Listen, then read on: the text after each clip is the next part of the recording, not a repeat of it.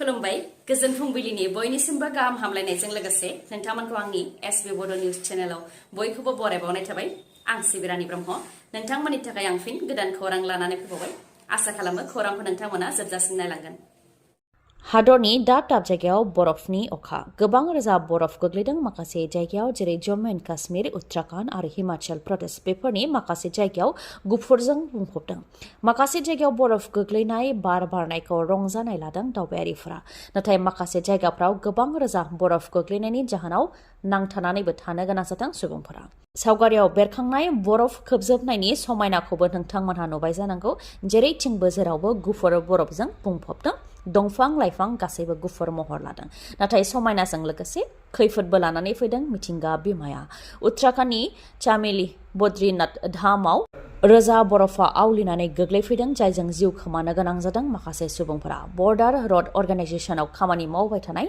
मावसुमाफोरनि सायाव फबसिन फैदों गोबां बरफ जायनि जाहोनाव माखासे सुबुंफोरा जिउबो खोमानो गोनां जादों जाथाय जानायनि उनाव आईटीबीपी एसडीआरएफ आरो एनडीआरएफनि हान्जाया थांनानै रैखा खालामनायनि हाबाखौ मावहैदों जेराव 50 सुबुंफोरखौ रैखाबो खालामनो हादों नाथाय माखासे सुबुंफोरा बे जाथायजों जिउ खोमानो गोनां जादों BPF निया UPPL आव जइन जादों आरो UPPL निया BPF आव जइन जानायखौ नुनो मोननाय जादों BTC बिसायख'थिया जेसेबांनो खाथियाव सफैदों एसेबांनो थांलाय फैलाया बारा जादों सानसे सिगां BPF आ सुबाइजार बियाबाव जइनिं हाबाफारि खुंदोंमोन दा बे बियाबावनो UPPL दोलोआबो जइनिं हाबाफारि खुंदों चिरांनि सुबाइजार बियाबनि सिङाव थानाय कुमरसालि बाथाबारियाव UPPL दोलोआ जइनिं हाबाफारि खुंदों जइनिंआव बाहागो लादों MP जयन्त बसुमतारीजों लोगोसे EM धनन्जय बसुमतारी आरो UPPL नि मावथि दैदेनगिरिफोर BPF दोलोनिफ्राय जइनिं जाफैदों होननानै फोरमायथिदों गासै 112 सोद्रोमाफोरा जइनिं जाफैदों होननानै फोरमायथिदों थांनाय 17 बोसोराव गोजोन खौसेथि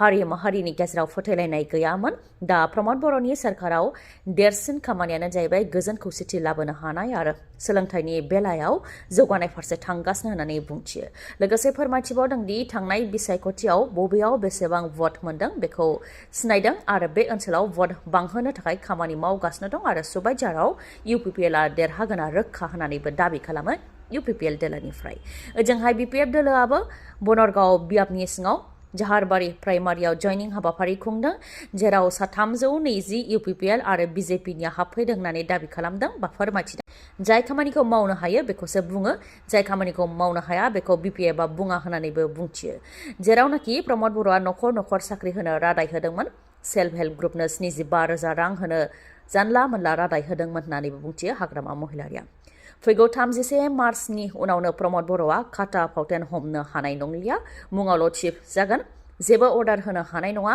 सेंसन खालामनो हानाय नङा एप्रुभ होनो हानाय नङा आरो रांबो रिलिज खालामनो हानाय नङा होननानै बुंथियो हाग्रामा महिलारिया बिथांमोननि सरकारा BPF बानायनाय लामाजों गारि सालायनानै BPF लुनाय सेक्रेटारियेटआव जिरायनानै BPF बानायनाय गेस्ट हाउसआव थानानै रां लानानै BPFआ 17 बोसोराव जेबो खामानि मावाखै होननानैबो BPFखौ बुङो होननानै बुंथियो हाग्रामा महिलारिया आसामनि गुबुन गुबुन साख्रिनि आनजाद होनायफोरनि थाखाय खौरां फोसावदों आसामनि गिबि मन्थ्रि बिथाङा एडिआरइनि 3rd 4th ग्रेडनिफ्राय लानानै आसाम पुलिसनि साब इन्सपेक्टर कनस्टेबल आरो ड्राइभारनि थाखायबो माखासे गोनांथार खौरां फोसावदों आसामनि गिबि मन्थ्रि डक्टर हेमन्त बिश्व शर्मा बिथाङा एडिआरइ 3rd आरो 4th ग्रेडनि रिटेन एग्जामनि फिथाइखौ लानानैबो बिथाङा फोसावदों बिथाङा फोरमायथिनाय बायदिब्ला एडिआरइ 3rd आरो 4th ग्रेडनि रिटेन आनजादनि फिथाइखौ फैगौ 7 मार्चआव फोसावनानै होनाय जागोन मोनसे पस्टनि थाखाय 2 बिजाथिखौ सायख'नाय जागोन होननानै फोरमायथिदों मानोना बिथांमोनहा आरोबाव अरेल होबावनो गोनां जागोन होननानै फोरमायथिदों बेनि अनगायैबो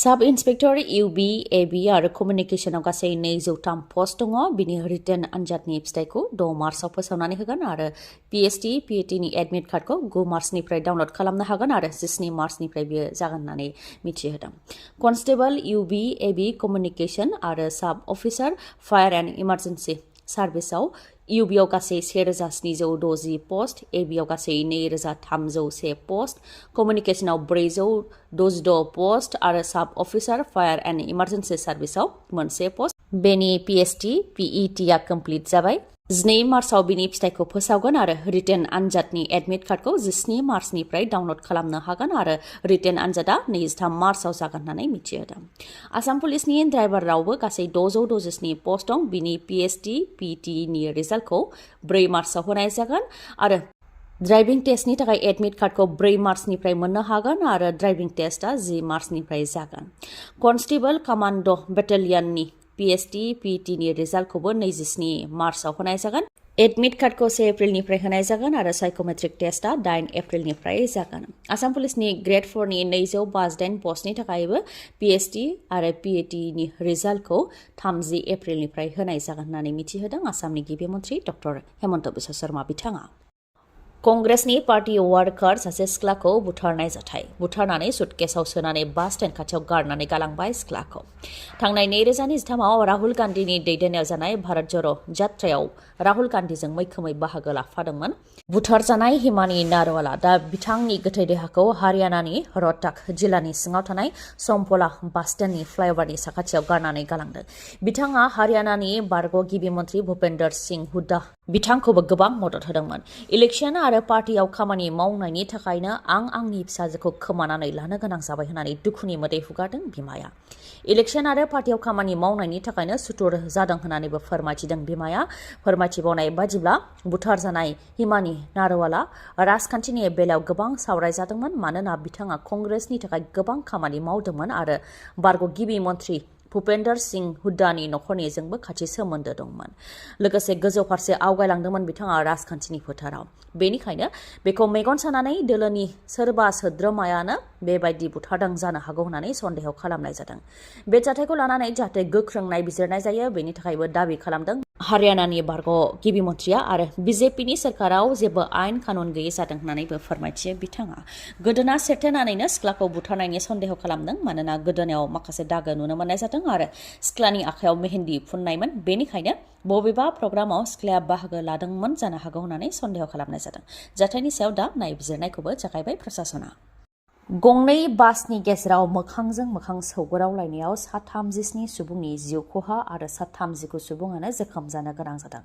फुंनि समाव गंनै बासनि गेजेराव गोख्रोङै सौग्रावलायनायाव बासआ लामाखौ बारनानै गुबुन मोनसे लामायाव बेलथायहैदों जेराव बे गासै जाथायाव 37 सुबुङा जिउ खोमानो गोनां जादों। बलिभियानि सोनाब पट'सि ओनसोलाव जानो मोन्दों बे दुखुनांथाव जाथाया। गोथै देहाखौ दा सिनायनायनि हाबाखौ मावगासिनो दङ। लामा बारनानै गुबुन मोनसे लामायाव बासआ बेलथायहैनायनि जाहोनावनो बे जाब्रबथाया आरोबाव गिख्रंथावसिन महर लादों। सोनाब बंग'नि मादारि हाटनि चेकामारि गामियाव सोनाब बंग' स्टेट कमिटि दुलाराय बर' फरायसा आफादनि बानजायनायाव बोसोरसालिया जथुम्मा खुंदों जेराव एमएलए लरेन्स इस्लारि, दिपेन बर', आलिपुरदुवारनि एमपि, एमएलए आरो सोनाब बंग'नि गोबां बर'फोरानो बेयाव बाहागो लादों। सोनाब बंग'आव थानाय 2-3 लाखसो बर'फोरखौ राव थुनलाइ हारिमुआव जौगाहोनो थाखायनो दुलाराय बर' फरायसा आफादा खामानिखौ मावगासिनो दं होननानै फोरमायथिदों आरो फरायसाफोरखौ जोथोन लानो थाखाय लाइमोनफोरखौ जोथोन लानो थाखाय दुलाराय बर' फरायसा आफादा सोनाब बंग'आव खामानि मावगासिनो दं होननानै मिथिहोदों। सोनाब बंग'आवबो एमआइएलआव जाहाथे बर'खौ साबजेक्ट महरै थिसनो बेनि थाखायबो सोनाब बंग'नि एमपि एमएलएफोरजों सावरायनाय जादों होननानै फोरमायथिदों एमएलए लरेन्स इस्लारि बिथाङा आरो बिथांमोनहा मिरुआव सावरायनानै थांखि लागोन होननानै रादाय होदों होननानैबो फोरमायथिदों एमएलए लरेन्स इस्लारि बिथाङा। नोंथांनि मेगनाव जेंना जादों नामा? जुदि जेंना जादोंब्ला आरो नोंथाङा मेगननि मोजां डक्टर नागिरदोंब्ला नोंथांनि थाखाय मोजां खौरां। बङाइगावनि आइ हस्पिटालाव फैगोन सिनियर आइ स्पेशलिस्ट डक्टर प्रबिन बसुमतारी। बिथाङा एम्स निउ दिल्लीनि बारग' एसआर आरपिसि आरो दिल्ली जिएनसिटिनि बारग' आइ कनसालटेन्ट। डक्टर प्रबिन बसुमतारीनि अनगायैबो मेगननि डक्टर आशराफुल आलम आरो डक्टर मेघाली शर्माखौबो बङाइगावनि आइ हस्पिटालाव नोंथांमोनहा मोननो हागोन। लोगोसेनो कम्पिउटार पेकनि गेजेरजों केटारेक्ट सार्जारि खालामनो हागोन जेराव जेबो सानाय गैयालासे सुथेनाय गैयालासे आरो गोख्रैनो गाहामाव फैफिननायखौ नोंथांमोनहा मोननो हागोन। आबुं थङा जाहैबाय बङाइगाव लवार आसाम हस्पिटालनि उल्था दिगाव बास स्टेन्डनि साखाथियाव। फुंनि 10 रिंगानिफ्राय मोनाबिलि 7 रिंगासिम मेगननि डक्टरखौ मोननो हागोन बे बङाइगावनि आइ हस्पिटालाव। माबाफोर सुलुं लानो गोसो दंबावोबा नोंथांमोनहा 6900949900 बे नाम्बाराव खौरां लाहर। दिनैनि खौराङा एसेनोसै। खौरांखौ जोबजासिम नायनायनि थाखाय गोजोन्थों। नोंथाङा आंनि चेनेलाव गोदानबा सानफ्रामबो फुंनि समाव खौरां मोननो थाखाय चेनेलखौ साबस्क्राइब खालाम आरो बेल आइकनखौबो क्लिक खालाम। लोगोसे खौरांखौ मोजां मोनदोंबा लाइक, कमेन्ट आरो शेयार खालामनो दाबाव। गोजोन्थों।